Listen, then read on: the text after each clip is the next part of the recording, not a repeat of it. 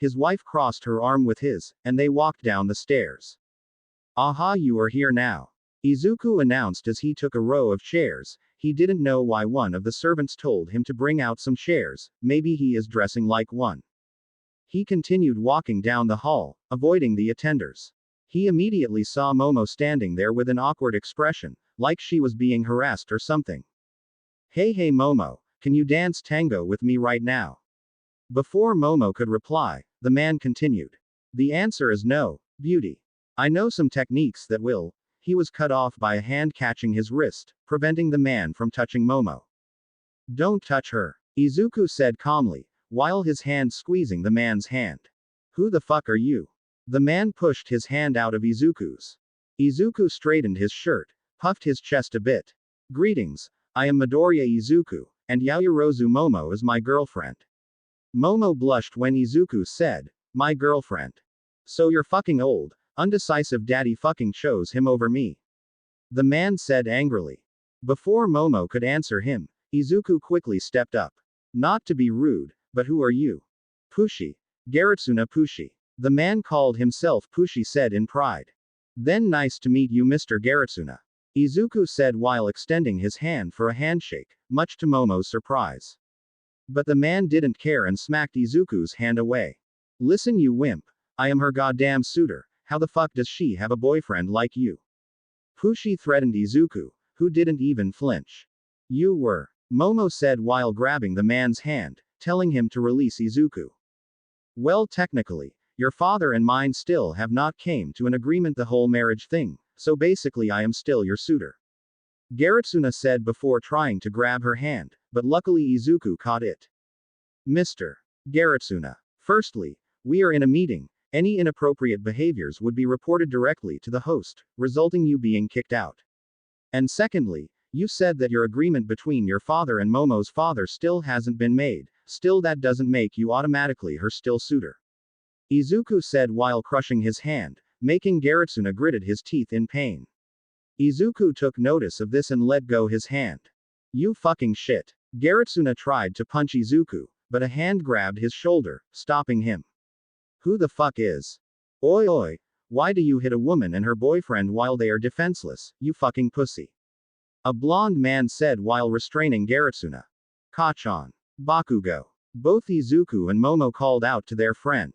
Who the fuck are you? Garitsuna tried to kick him but Bakugo easily held it down. You fucking Pomeranian looking dog, let me go. Tisk. As you fucking wish. Get the fuck out of here before he beats the shit out of you. Bakugo said with a bored tone before kicking Garitsuna in the butt. You, and you bitch. Remember my goddamn face, I will fucking sue you, I will bring down your father's company and destroy your hero life. Garitsuna declared while holding his butt in pain. While a certain man witnessed everything. Kachan, you shouldn't hit him like that, I can handle that. Izuku said while patting Momo's back to calm her down. Tisk, that fucker would have gone to the hospital if I hadn't stopped him.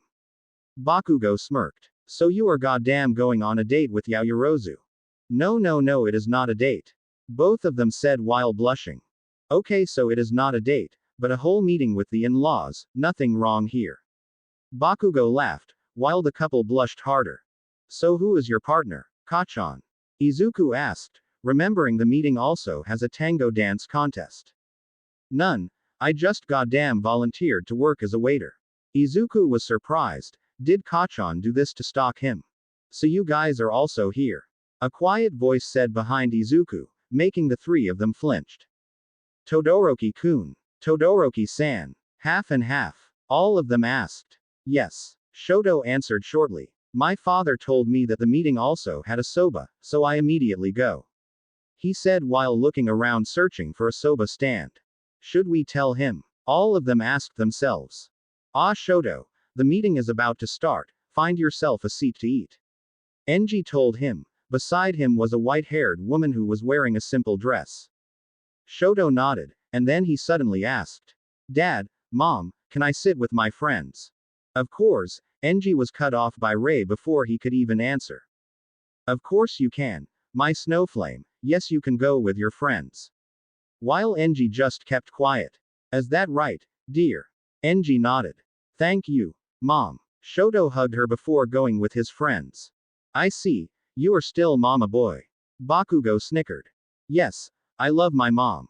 Shoto answered with a raised eyebrow. Don't you love your mom? The old hag is goddamn annoying as hell, she is like Satan in disguise. Bakugo commented, while Izuku giggled. But moms care about their children, right? Why would you hate her? Shoto, innocent as hell, asked. You will see. Bakugo said before kunitting his job. Oh guys, it is going to start soon, let's find a table. Izuku told them. Okay. Both Momo and Shoto said. Shoto sensed something is off. Two things are off. First is Midoriya's dad isn't here, All Might, and second is why are Midoriya and Yaoyorozu holding hands, are they dating? Shoto wasn't sure, but based on his excellent theorizing skill, they are definitely dating. Ah, there is an empty one. Izuku told them, pointing at the table near the window. Oh thank God, my foots are literally screaming. Momo sighed when she sat down. So why don't you take it off?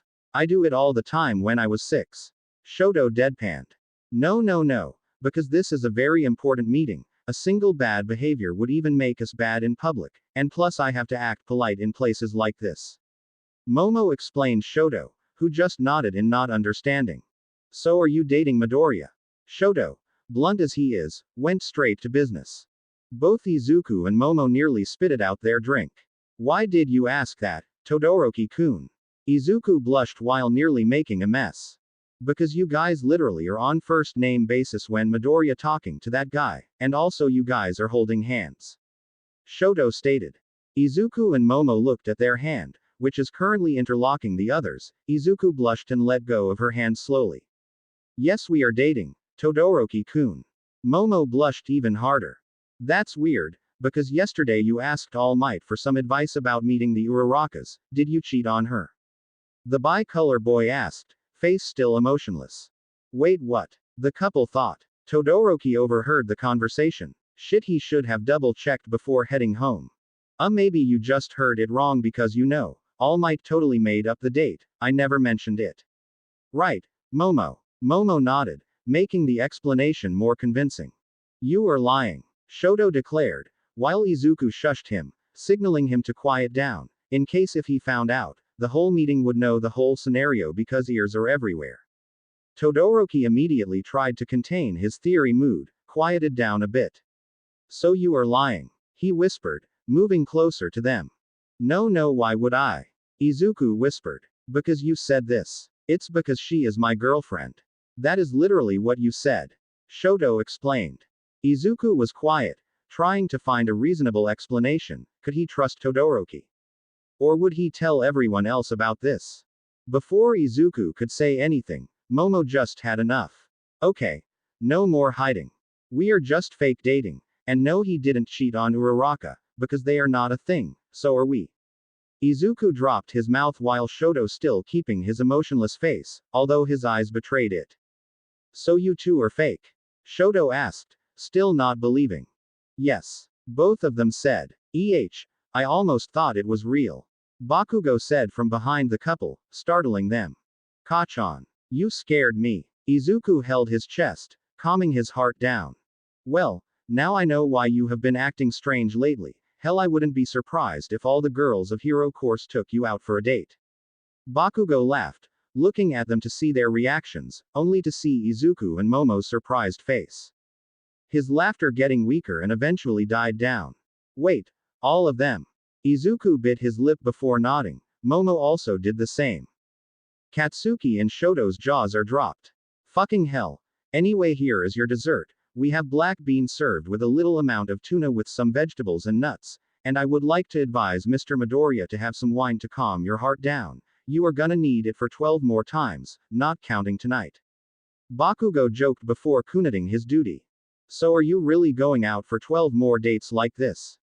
Shoto asked. Izuku nodded. Well, I wish you good luck then. Good luck, Midoriya, you can get through this. Shoto cheered emotionlessly. He is gonna need more than luck. Momo said in her mind.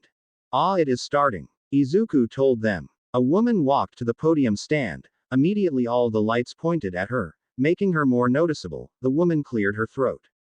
Ladies and gentlemen, welcome to the 94th Hero Meeting. Did you know? 2 years ago, a supervillain destroyed a few cities, resulting in billions of yen lost, hundreds of lives died, dozens of heroes injured or out commission. The past is the past, it can't be mended, but that doesn't mean we should try to fix it.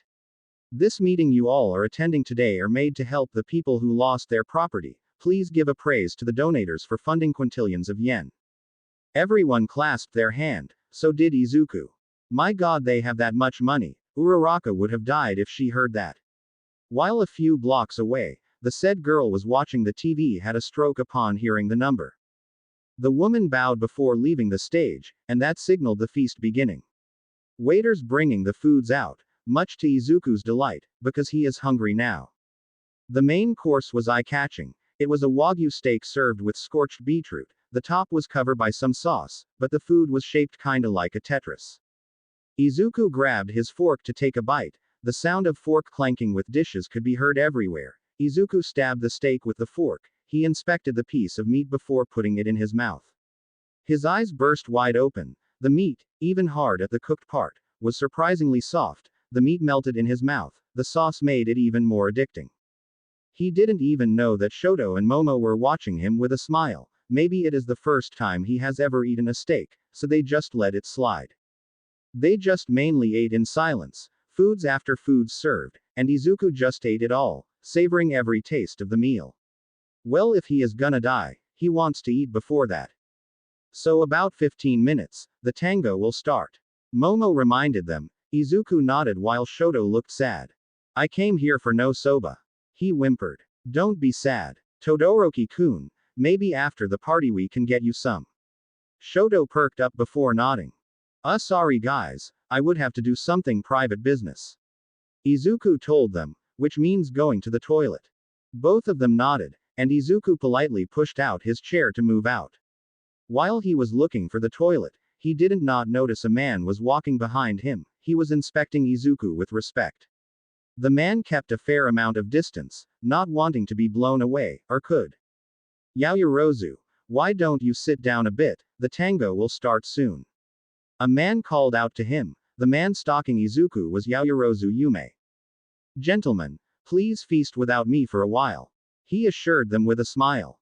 Because I have some business to let out. The whole table laughed. Okay, I will save you something to eat. I will go grab a bottle of wine. The man patted Yume's shoulder before going for some beverage. Yume nodded before following Izuku again, who managed to find the restroom. Oh wow, even the restroom has gold in it. Izuku mumbled before going to the man toilet stall, zipping down his pant and took out his M79 to pee. Well, I drank kinda a lot of water today, wine too.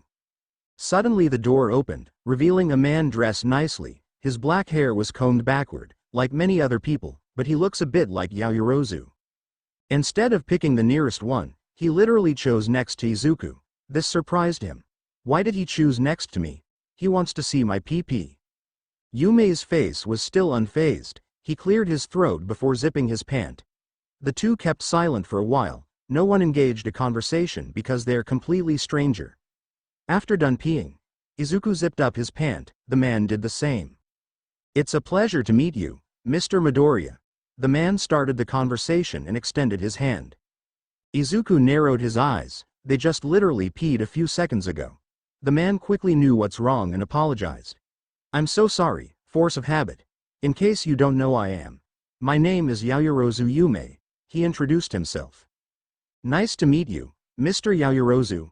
My name is Midoriya Izuku. I am also your daughter's date. Izuku also said about himself. The man's eyes softened at the mention of his daughter. She never told me about you. That's strange because you were her classmate, so how did you guys meet? He immediately asked him about the relationship. She and I are good friends, we just recently confessed, so it's maybe right that she and I were stranger before. Izuku answered. He nodded.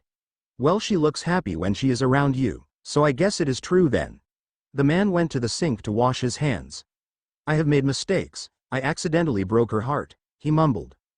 Izuku raised his eyebrow. Why would a father break his daughter's happiness? In the past few years, I forced her to get into quirk marriage, suitor after suitors. She protested sometimes but I ignored it.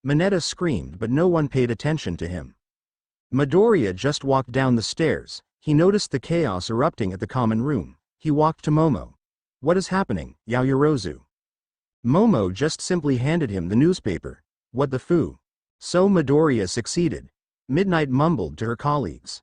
Upon hearing this, Hound Dog grumbled in defeat, while Ectoplasm clenched his hand and Cementos just didn't care. 13 raised her hand up, catching Midnight's attention. So about Uraraka, did he? She didn't have the chance to ask the full question before Nezu appeared right above her. Yes, Midoriya managed to escape their wrath, because I saw it. Nezu sipped his tea, answering for Midnight.